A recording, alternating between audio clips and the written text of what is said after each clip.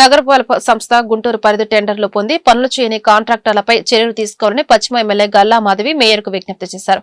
కొన్ని కోట్ల రూపాయల వరకు పెండింగ్ లో ఉన్నాయని ఆమె ఆందోళన వ్యక్తం చేశారు. దీనిపై రాష్ట్ర ప్రభుత్వం మీద ప్రజల్లో వ్యతిరేకత వచ్చే ప్రమాదం ఉందన్నారు. ఒక్కరికే ఇన్ని కాంట్రాక్టులు ఎలా ఇచ్చారని కౌన్సిల్ సమావేశం సాక్షిగా నిలదీశారు.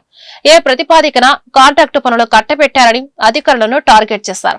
గతంలో ఎప్పుడూ కార్పొరేషన్లో కనిపించని కాంట్రాక్టర్లు ఇప్పుడు ఎందుకు కనిపిస్తున్నారని అడిగారు.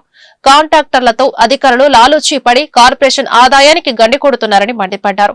ఎమ్మెల్యే అడిగిన ప్రశ్నలకు అధికారులు సమగ్రంగా సమాచారం ఇవ్వాలని మేయర్ కోవెలమూడి రవీంద్ర ఆదేశించారు.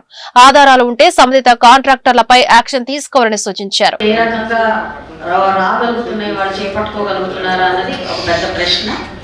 మరి ఇది డైరెక్ట్ గా మనకి సిస్టమ్ జనరేటెడ్ గానే వస్తుందా లేదా అన్నది కూడా నా ప్రశ్న. అండ్ కాంట్రాక్టర్స్ వర్క్ తీసుకున్న తర్వాత ఇంత సమయానికి ఇది పూర్తి చేయకపోతే వాళ్ళది క్యాన్సిల్ చేయాల్సిన అవసరం ఉంటుంది, లేదంటే వాళ్ళకి ముందుగానే వాళ్ళకి నోటీస్ ఇవ్వాల్సిన అవసరం ఉంటుంది.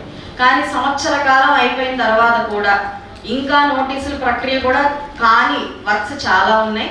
అలాంటి వర్క్స్ కి ఎందుకు ఇంతవరకు యాక్షన్ తీసుకోలేకపోతున్నారు? పలు విధాల నేను ఎస్సీ గారి దృష్టికి కానివ్వండి, ఈ గారి దృష్టికి కానివ్వండి తీసుకొచ్చినప్పటికీ కూడా చేస్తున్నాం, ఇచ్చాం అని చెప్పడం తప్ప ఇంతవరకు దాని మీద యాక్షన్ తీసుకోలేదు. అక్కడేమో సగం వర్క్ చేసి గుంటలు తవ్వేసి వాళ్ళకి బతిలు పడుకోవాల్సిన పరిస్థితి ఏర్పడుతుంది అధ్యక్ష. మరి ఏ ప్రతిపాదకన వస్తుందో తెలియదు. లెస్కి వేస్తున్నాము, వాళ్ళకే ఇస్తున్నాం అని చెప్పారు, సంతోషం. కానీ 4 రెట్ల లెస్కి 7 రెట్ల లెస్కి వేసి పని చేజిక్కించుకొని మళ్ళీ దాని తర్వాత ఏ లెక్క ప్రకారం వాళ్ళు వర్క్ చేస్తున్నారు, ఏ నాణ్యత ప్రకారం వర్క్ చేస్తున్నారు అన్నది ఇంకొక ప్రశ్న. ఇలాగా పూర్తి కార్పొరేషన్ లిమిట్స్ లో ఉన్న వర్క్స్ అనేక ఉన్నాయి, కొన్ని కోట్ల రూపాయల వర్క్స్ ఇలాగే ఉన్నాయి అధ్యక్ష. సో దీని మీద ఒక సవివరణ నేను కోరుతున్నాను.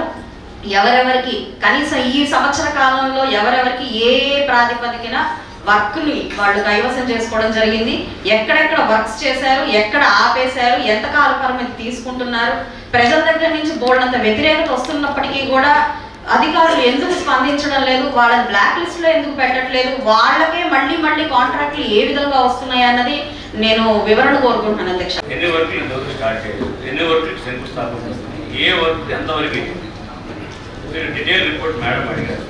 మీరు ఎన్ని రోజుల్లో ఇస్తారో ఆ రిపోర్టు తర్వాత ఏ ప్రతిపాదన మీద వస్తున్నాయనే దానికి మీరు సమాధానం చేశారు. సెంటర్లో ఉన్న హాస్పిటల్ ఇంకా డౌట్ ఉంటే చెప్పండి మేడం, ఇంకా దానికి కూడా ఆన్సర్ చేయని క్వశ్చన్ చెప్పండి, ఆన్సర్